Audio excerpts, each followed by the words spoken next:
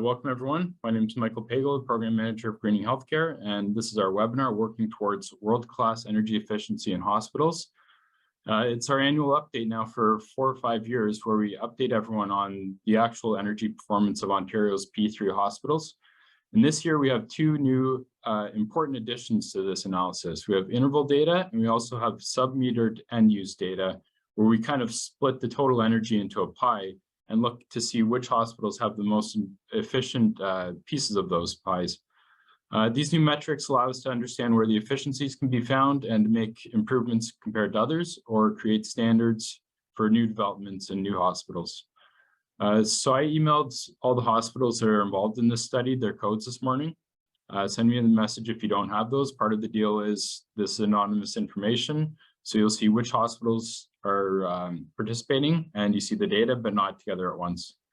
As always, use Q&A button to get in touch with any of the hosts or panelists. Please don't use the chat, use Q&A so we can follow up after if we don't get to your question. And we're pleased to continue to partner with the Canadian Healthcare Engineering Society, which is CHES. And also huge thanks to all of our sponsors for their support. Elliston, Enbridge Gas, Energy Network Services, Save-On Energy, Smith & Anderson, and last by alphabetical only, Thermogenic Spoilers. Greening Healthcare is run under the nonprofit organization of Climate Challenge Network. And with that, I'll introduce Ian, the Executive Director of the Climate Challenge Network, to get us started today. Michael, thank you, and welcome everybody. We've got participation today from across North America, including for the first time Mexico and in England, and so all different time zones, all different areas of interest. Welcome to this, and we'll begin as always with Climate Challenge Network events by acknowledging with respect the ancestral and unceded territory of the Inuit, the Métis, and the First Nations people that share these lands with us. I'm speaking today in Toronto from the traditional homes of the Huron-Wendat, the Haudenosaunee, the Anishinaabe, and the Mississaugas of the Credit River. And we hope that the work that we're doing, that we're going to share with you today, is contributing to our common responsibility as stewards of the environment. As Michael mentioned, this particular research around high-performance building systems is obviously not possible without the support of our sponsors. So Belimo, QMC Metering, Shift Energy, and Save On Energy. Again, I repeat Michael's acknowledgement and thanks for their support that makes all of this so interesting. And again, not just in terms of financial support, but also the technical contributions they make to the recommendations coming out of this work. And our agenda for today, the welcome we've done.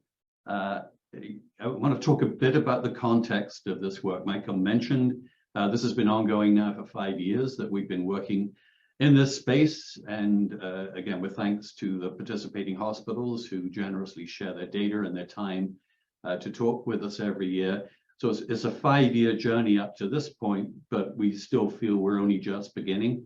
As I mentioned, we've got participants today, hospitals and government agencies, utilities, associations from across North America and the UK.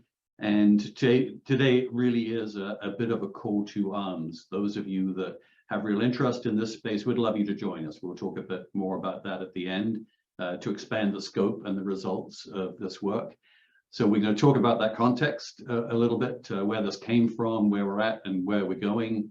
We'll share with you the 2021 results, and the we'll identify the most efficient hospitals from this group at this stage, and also the ones that have improved the most over the past 12 months. And as Michael mentioned, we've dug quite a bit deeper this year, going into the system level metrics of top performing hospitals. So when you look at the most efficient hospitals, is it lighting, is it heating, is it plug load, is it equipment that's different? So we've got we can share with you some, I think, important information coming out at the system level and how that can be used to improve modeling and targets and designs and operations of future hospitals. So we'll share this phase 1 work around high performance metrics. We have a panel discussion today, which is always a highlight of these events, where a couple of hospitals will be talking about how they're actually making improvements with their new hospitals, and how these metrics can contribute to moving their work to the next level.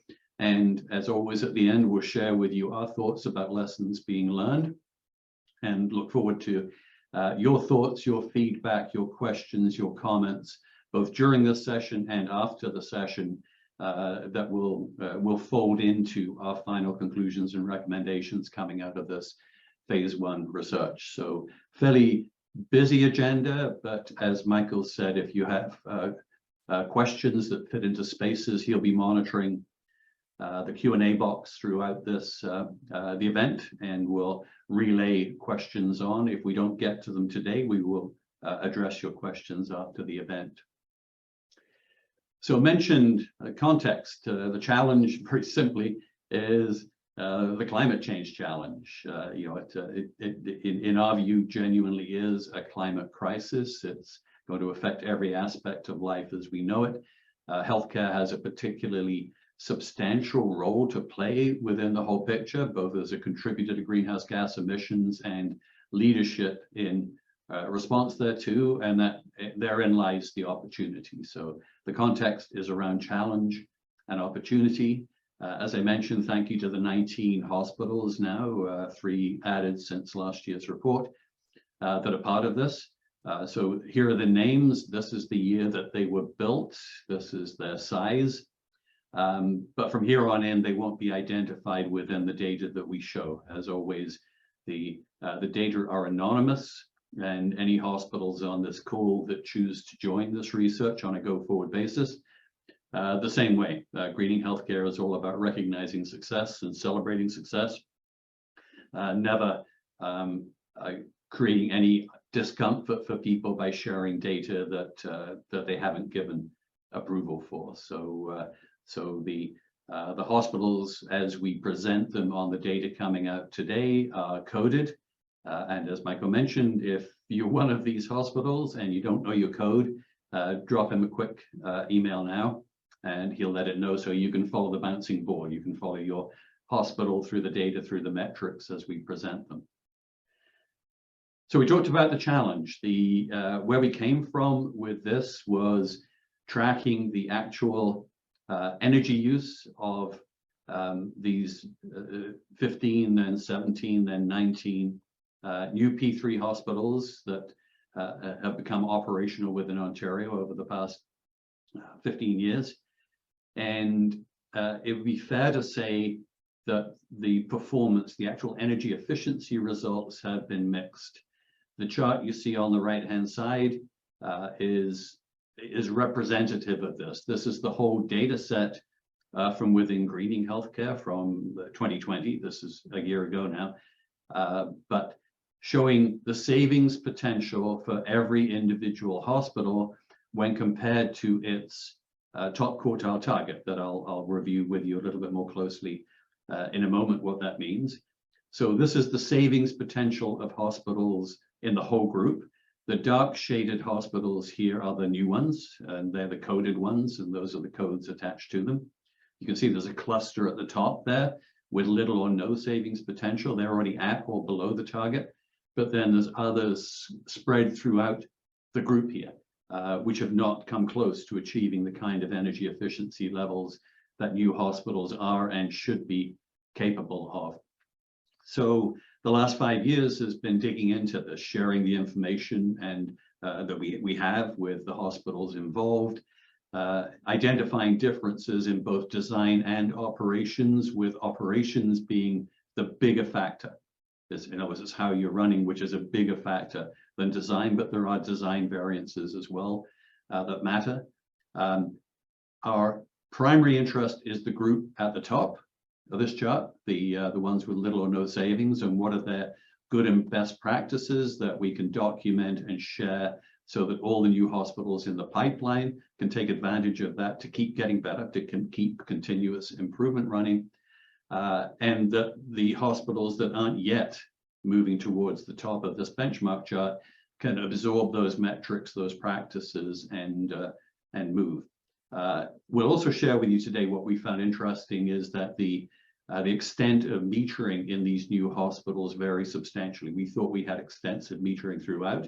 Turns out not to be the case, but we'll cover that a bit more in a moment. So I want to start this story with, excuse me, at kind of the high level.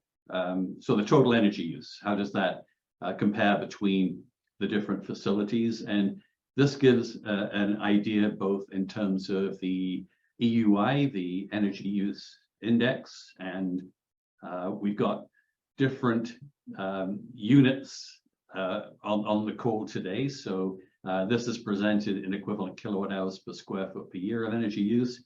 And Michael has kindly copied in below conversions. If you're fully metric and you want gigajoules per square meter, that's the 25.8. And if you want to convert to kBTU per square foot in the American way, you multiply by 3.412.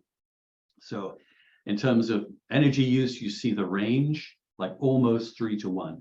And in terms of emissions, likewise, well over 4, close to 5 to 1 in terms of greenhouse gas emissions per square foot for hospitals built around the same vintage, same technology, availability. And those are the big differences that we want to nail down. It's just looking at this, it's quite evident. If we can bring everybody down to achieve the performance of the best, the impact in terms of energy use, in terms of utility costs, in terms of greenhouse gas emissions is quite huge. But this, if you like, was the original kind of stunning finding that, wow, we're building new hospitals to very different performance outcomes.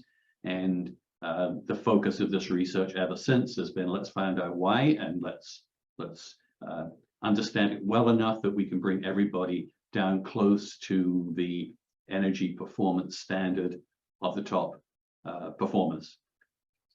The continuing care hospitals are very similar range. The most efficient in the 23 to 25 range, and some of the less efficient up in the 50s and the 60s. And once again, a similar spread in terms of greenhouse gas emissions. You can see some of the lower ones in the middle have typically geothermal, so their emissions performance is a little better, but we only have 2 of those. So starting point of this, very wide range of performance results coming out of hospitals built at the same time. So as we step then into looking at what's happened in 2021, the report will be finalized within the next few weeks. So in November, it'll be available on our website. And please take note of this, it's greeninghc.com. And there are a number of different sections in there. The publications one is these results. There's also the research work that we do there.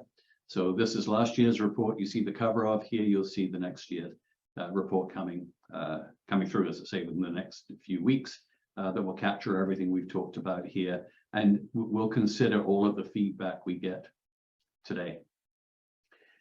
So I want to talk about this idea of targets, because it really is a foundation of what greening healthcare seeks to do. And this is a bit of a simplistic representation, but looking at acute care hospitals, you can see the total energy use, again, equivalent kilowatt hours per square foot.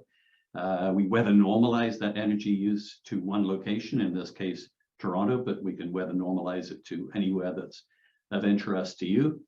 And then in total energy, we strike that top quartile level. In other words, that's the level that 25% of the hospitals have either met or surpassed in terms of performance. You can see the median. And then as we'll look a bit later on, we then subdivide all of these hospitals between gas or thermal energy and electricity use. And then we further subdivide it between components, the weather sensitive and the non-weather sensitive components. So the top quartiles we consider to be good practice based on the whole current data set, not particularly new hospitals or old, they're all in together. So when a new hospital meets the top quartile, we don't see that as exceptional performance. We see that's just becoming as good as the better ones of all of the existing hospitals out there, older and newer. So that is the idea of top quartile targets. It's a measure of how efficient you are relative to the whole data set of existing facilities. So when we measure the actual energy use, and this needs a little bit of concentration and explanation, when we measure your actual energy use against that top quartile target, that's what generates this idea of savings potential. So what this is telling us, and these again are 2021 results, is that the hospitals at this bottom of this chart have savings, total energy savings as much as 30, 35, 40%. So they're using 1.5 times as much energy as a good performing hospital of their type should be using. So this becomes, if you like, the heart of the research, is what is special about A1, A9, C5, C1 at the top there, and what can C10, A3, A7, C7, and A6 learn from them to follow those kinds of operational and retrofit design practices to move up the benchmark chart and occupy the space where they should be. They deserve to be there. They spent a lot of money on 50 and 100-year capital investments, and high performance should be intrinsic to how they turn out. So the work to get the hospitals lower in this chart up to the top of the chart and take all the lessons learned and share them with all the hospitals in the pipeline so that they come in on day one at the top of the chart. And for interest, hospital A9, the second one from the top there, and you know who you are. That is a very recently opened hospital that did begin life right at the top of the chart. So that warms our heart and it reassures us that the work that's being done here is worthwhile and important. So every hospital should be able to get it right the first time. In other words, have the design and the commissioning and the operations lined up well enough that you start from day one as a highly energy efficient facility.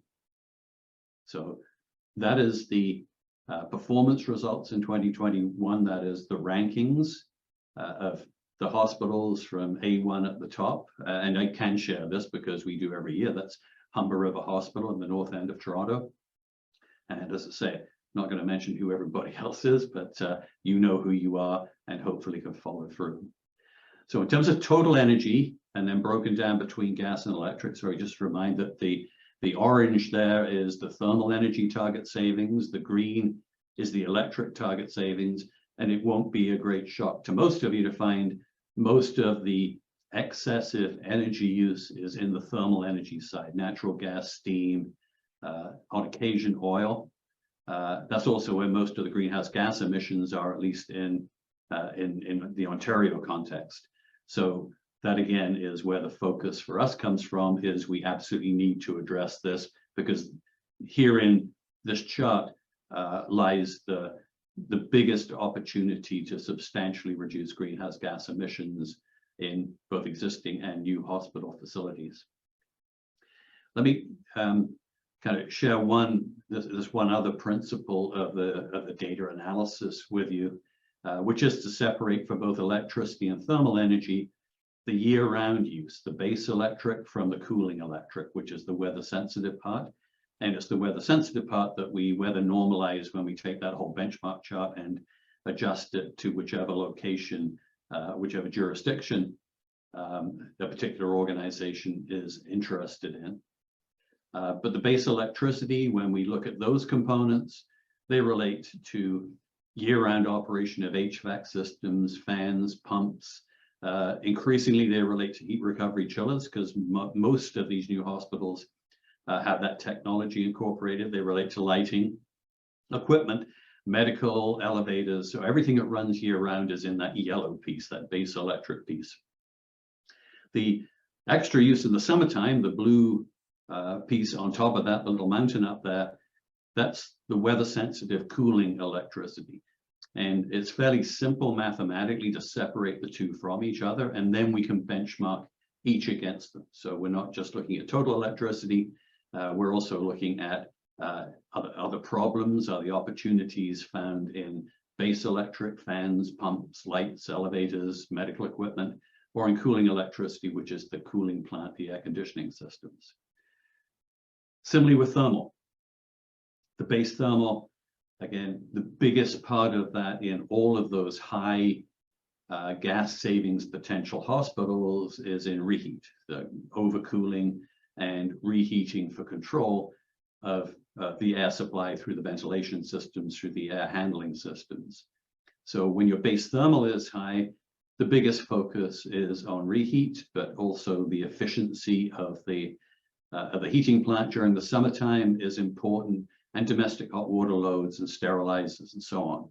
So if your base thermal is high, you know which systems to look at, and likewise the extra use during the wintertime, that all relates to your space heating, your ventilation heating, your humidification, the air supply, and so on. So the next stage, and then I promise not to require you to bear with more levels of analytics, but this is important in terms of pointing and direction. This component benchmarking, component breakdown is fundamentally important to understand what's happening both with new hospitals and with older facilities. So that takes us to this chart. And this is like the diagnostic imaging of every one of these hospitals. And wherever it's green, those energy components are really good. And where it's red, those energy components are where we've got a lot of room to improve. Those are the target areas for attention around operations, controls, rebalancing, the kind of things that can make the improvements in there. And you'll see the big areas of opportunity are in cooling electricity. That's where most of the reds and the pinks are. And on the thermal side, most of them are on that base thermal side. So we always think about, is it windows? Is it building envelope? Is it too much outside air? And in fact, it's the reheat part. It's this base thermal, which is for most of the hospitals that have high savings potential and importantly, high emissions reduction potential. That's where the action is. That's where the focus has to be. And we'll talk a little bit about what the measures are that relate there. So if I just run along A1, it's using 20.3 kilowatt hours per square foot of base electric, lighting, fans, equipment, everything else. It's using 1.7 cooling electric. Both of those are significantly below those good practice quartile targets. Similarly, its base thermal is 3.5 equivalent kilowatt hours per square foot. Compare that to A3, another acute care hospital, which is 67.3. It's using 20 times as much. So, A3, it's a very simple story about where are you going to focus your efforts to bring it down. And you can tell you it's reheat in the air handling systems. On the heating thermal side, looking much better. A1 is at 7.1, and that again is well below the target. It's got heat recovery wheels, well controlled, well set up, well orchestrated central plant. The savings potential is interesting. You'll see a number of those hospitals that have more than $1 million a year savings potential. Over a 30-year life with escalation, that's over $50 million a year that you can afford to spend on initial capital to improve efficiency. And you can see what salivates for us is the thousands of tons of greenhouse gas emissions by taking these new hospitals and helping them become the best they can be. So this, again, for us is kind of our scorecard. Every year we look to see improvement. You can see that a number of the hospitals have made savings. So the green ones, so the change versus 2020 on electricity. The green ones are showing where improvements were made. Some of them slipped back. And the green ones on thermal energy change versus 2020. A1 made a further 3.4% reduction in weather normalized gas consumption. C2 made a 12.9% saving year on year. And once again, perhaps ironically, there's a bit of a bias that more of the reds are further down the chart where there should be more opportunity for improvement. And this again just reinforces our resolve to say, let's keep working on this and let's help the hospitals lower in this chart move up the chart. And then let's take those lessons learned and share them with all the new hospitals in the pipeline to be the best they can be.